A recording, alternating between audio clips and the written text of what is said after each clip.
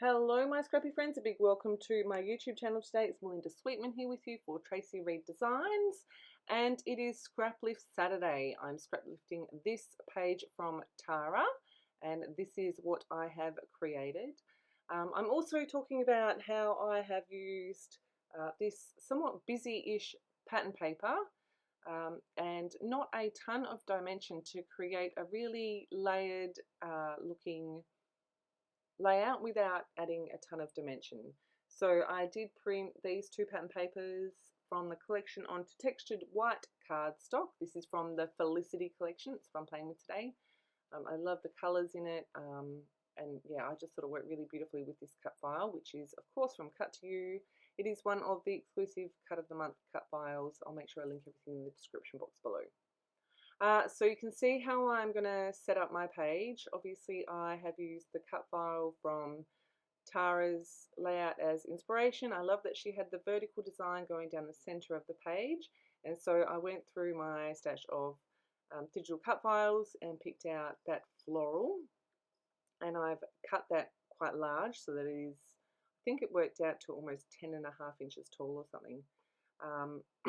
I cut that on white textured cardstock as well, and I knew when I cut it that I wasn't going to back it. I just thought that would be an interesting way of adding more texture and interest without backing it, because I could glue certain parts of the cut file down and it would make other parts of it kind of curl up, which I think really adds to that layered look.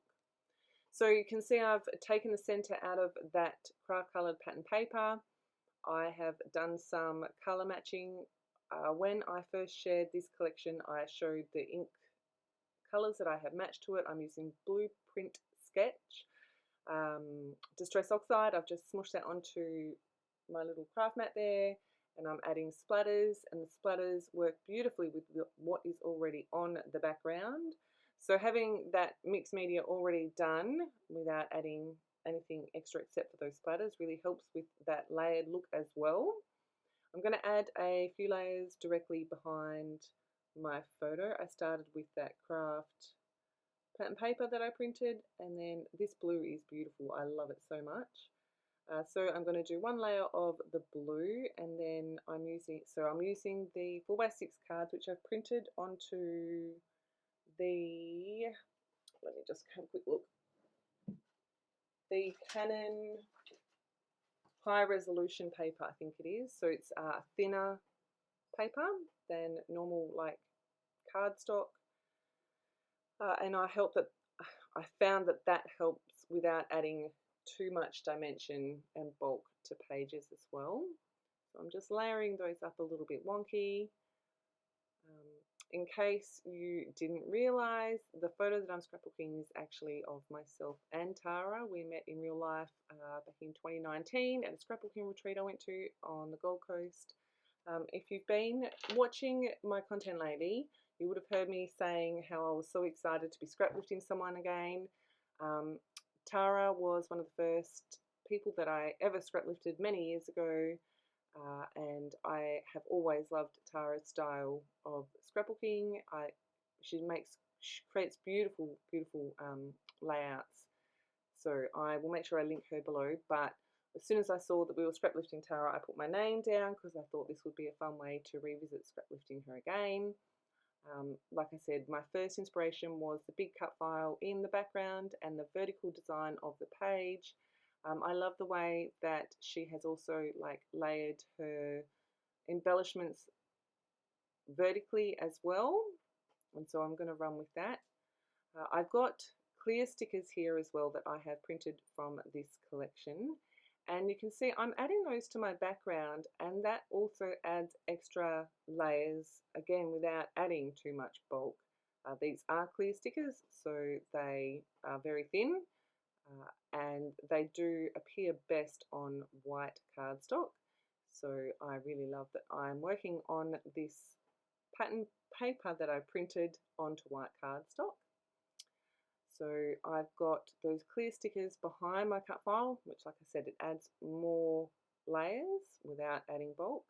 And I'm just going to go through and start gluing down my cut file.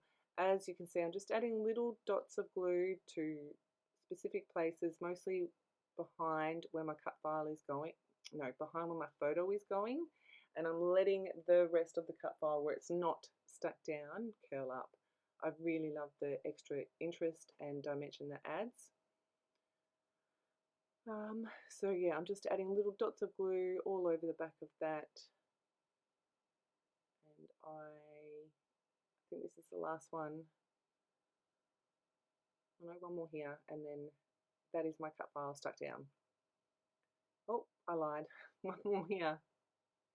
Okay, so I struggled for a while with this, and I cut most of it out because it was just hard work rewatching it for me, let alone for you guys. I've got sticker sheets that I've printed and have my cameo cut.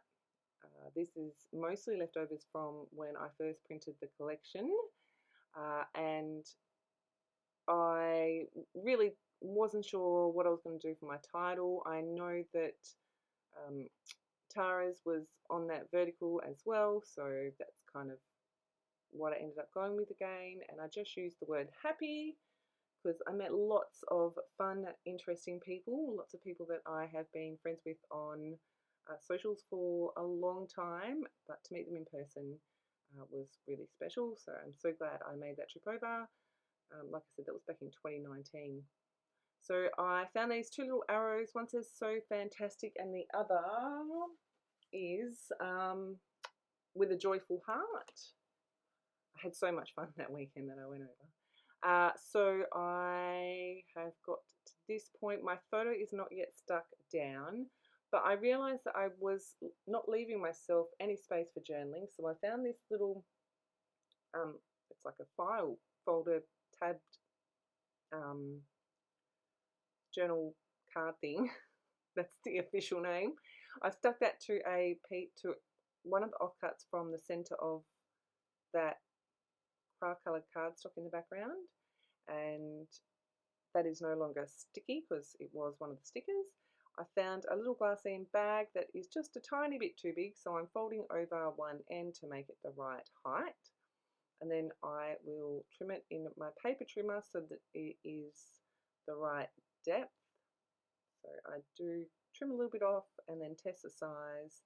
My journaling card goes all the way in, so I do trim a little bit extra off so that it sticks out just a tiny bit. This was, I found, the best way for me to add some journaling, and because it's in a little glassine bag, the cut file doesn't get in the way of me sliding it in and out. I have added my journaling to that, and I've added a date stamp to the little tab. You can see I've just added glue, and I'm just going to stick that right behind my photo, and that is my journaling done. I'm going to use some offcuts of some, I'm guessing this is packaging, just to make the back of my photo cluster flat so that it sits fairly evenly on my background. And then I'm going to add that one down with wet glue. I'm using the Nouveau glue because of all the different bits of that cut file are behind, so I just want to make sure that there's something for it all to stick to. I'm going to finish adding all my little bits and pieces here. I only add those couple of stickers, one to the top right, one to the bottom left, add my title in, and then I don't know if it's, I add in I think I add in a blue clear floral sticker next on the right hand side. So you can see I'm going through my sticker sheets here, and I end up pulling out a blue floral. You can see I'm just trying to get the right placement. I'm going to pop that one over here underneath again, and I like that I've got more of a pop of that blue. And then I'm going to add in this sticker up here, which completes my visual triangle, which I'm going to point out to you in a sec. So I've got this one here, and then the flower in the top left, the flower in the bottom right, and there is my completed visual triangle with the blue, which is around the important things. Pulled out these little gems from Pink Fresh Studio, and I'm going to add 1, 2, 3, 4, 1, 2, 3, 4, 5, 6, 7, 8, 9, 10. I'm adding 10 of them, so I didn't make you watch all that. But I'm just going to go through here and stick them all down, just using, I think that's Nouveau glue in just a really fine tip bottle. Just found it's easier for gluing these kinds of things down. You can see I'm just using my embellishment wand to move them and stick them. That is going to finish off my layout. I did leave this in for you to see me fiddle around with the placement. Just something wasn't quite right there, so I just moved a couple around. I'm happy with how that's looking. Stick down these last couple, and that will finish my page off. Like I said, I've done my journaling on my little journal card. I've added the date, which you'll see in the photos, and that is my page completed. I am going to point out here, I'm going to do some blue stitching around the border, and I feel like that just pulls everything together. Another part of Tarrah's layout that I have used as inspiration as well. So I really hope that you've enjoyed my share today. I hope that I've shared a few tips with you for creating layered looking layouts without adding 2 tons of dimension. If you have any questions, please make sure you drop them below. I'd love to hear from you. As always, thank you so much for choosing to spend your scrappy time with me. I truly do appreciate it. And I hope that you have a fantastic scrappy day, my friends. I'll see you in my next video.